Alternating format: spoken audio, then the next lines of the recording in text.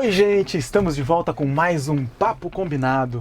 Esse é o último do mês, estamos falando sobre o tema Cuide bem do seu amor. Hoje a gente vai falar sobre espiritualidade. Bora? Ó.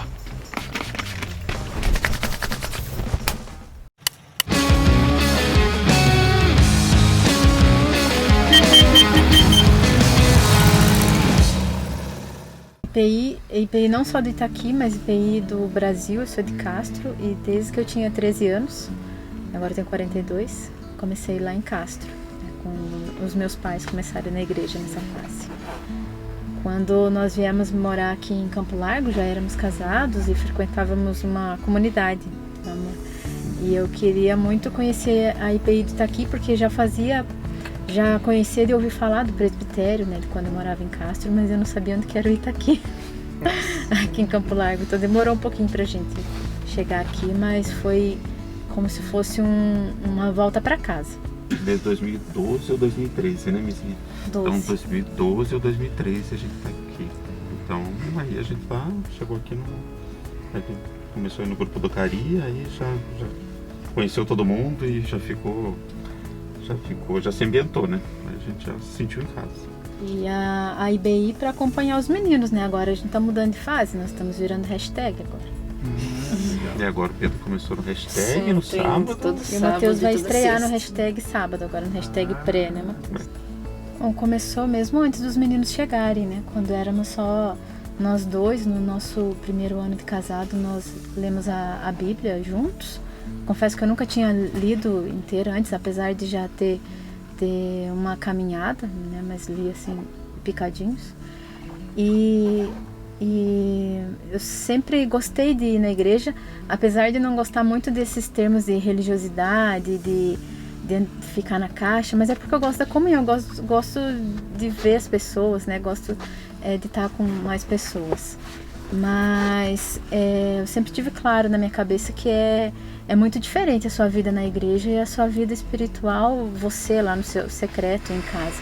E tentamos, o que deu como casal, cultivar isso na nossa vida. Não tinha, né? Porque era o começo da caminhada, da gente orar junto, de nós lermos a Bíblia e outros livros também. Lemos vários livros juntos.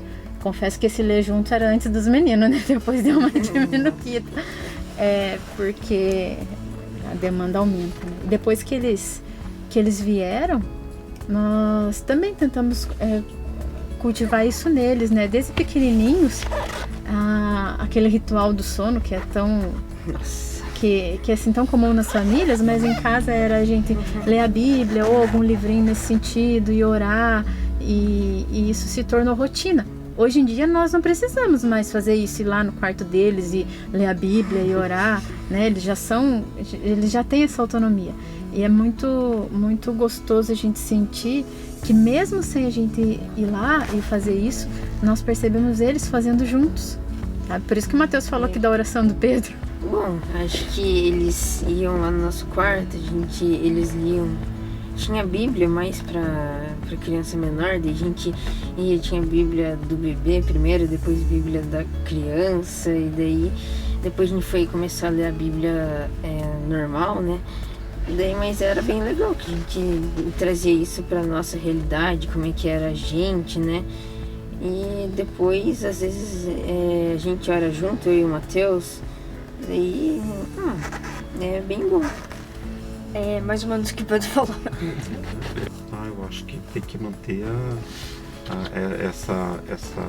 eu acho que a gente tem que manter essa paz de Deus em casa, tem que manter essa paz, essa alegria, acho que não pode ser só assim na igreja, né?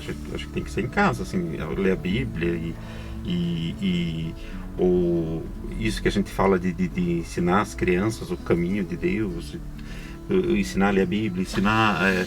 Eu acho que é mais na vivência, né? Porque na IBI é uma vez por semana, né? A igreja, então, tem que ser mais em casa. Então, é mais pela vivência. E a criança, ela vai mais pelo imitando, né? Imitando comportamento, né? Então, se ela vê você...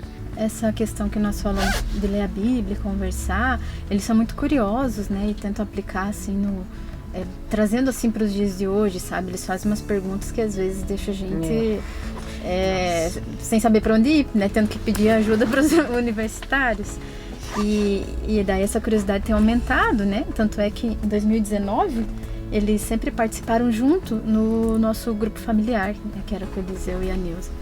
E daí, por vontade deles, né? Eles viam as outras pessoas sendo discipulado e ouviam falar isso. Eles pediram para fazer, né? Pedro e Matheus. E daí nós fizemos com eles, assim, tipo, um grupo familiar nosso em casa, né? Uma vez por semana. E se atrasava ou se não dava tempo, né? Assim, imprevisto do dia a dia, eles cobravam, queriam.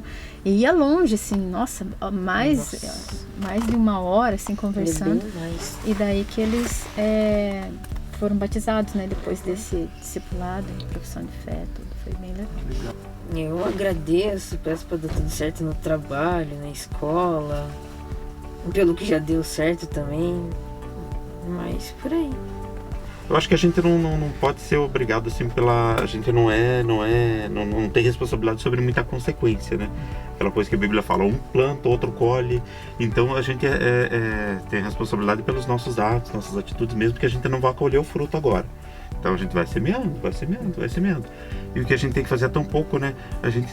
O que sobra pra gente fazer, o que tá na nossa responsabilidade é mais assim, fazer e confiar nele, né? Fazer, a gente faz, confia. E eu vejo assim mais nesse lado prático, a gente fazendo e confiando, porque a gente não tem o controle, não tem o conhecimento de tudo que está acontecendo no mundo, de tudo que está acontecendo fora da gente. O nosso raio de ação é tão pequeno, né? Acho que quando o Kid fala assim do lado prático, é quando você fala assim, alguma coisa da espiritualidade, do cuidado espiritual que tocou na sua vida, talvez a gente não lembre de nada mirabolante, mas o importante é nós estarmos atentos, né? Um ao outro aqui, e eles sentirem que tem o pai e a mãe, a oração por eles, né? E nós, né? É uma equipe, uma rede de proteção, sim, em casa, porque os nossos familiares todos moram em outras cidades, né? Nós não temos familiares aqui. Em Campo Largo, né? Moram aqui, né? No estado do Paraná e tal, moram no Brasil aqui e tal. Mas em Campo Largo é só nossa família. Então eu penso assim, gente, a gente tem que estar muito unido, né? Uma equipe, a gente sempre fala, né? É uma equipe, né? Equipe lá em casa até para ajudar a fazer tarefa doméstica, ajudar para fazer tudo. Então eu acho que orar junto, então a gente até se a gente se desentender, tem que se desentender por pouco tempo, né? Porque é só nós. Não tem para onde fugir, né? Não tem. Do mesmo jeito que Deus está atento em todas as áreas da nossa vida, eles sentirem isso. Essa semana é semana de provas, então a gente ora por isso, eles oram pelo trabalho do pai e da mãe, entenderam? Porque eles sabem que a gente passa dificuldades prática, né? também, sabem que a gente passa problema no trabalho, dificuldade emocional, dificuldade de ficar estressado e tal. No meu caso, eu acho que a espiritualidade é você cuidar de quem está mais perto de você. Eu acho que começa assim, aí vai de quem está mais perto do seu próximo para ir para mais distante. Acho que espiritualidade pode ser a união, que nem eles falaram, de equipe, tipo, tá todo mundo junto, tipo, todo mundo orar junto. Acho que é mais ou menos isso. Acho que é o que o mais ou menos falou, tipo, cuidar do mais próximo, daí tipo, se der e ir cuidando do outro. Para mim, espiritualidade é sentir o cuidado, o amor de Deus através das pessoas mais próximas, para daí você estar fortalecido e poder oferecer isso para as outras pessoas, né? Além do muro da tua casa. Jesus, que desespero, né? Tem uma câmera na frente e a gente Mas a gente tudo, já né? fez pior. Não. Cantar aquela música na Páscoa do ano passado, que a gente teve coragem de fazer aquele vídeo, misericórdia. Aquilo foi pior. Meu Deus. Bem pior.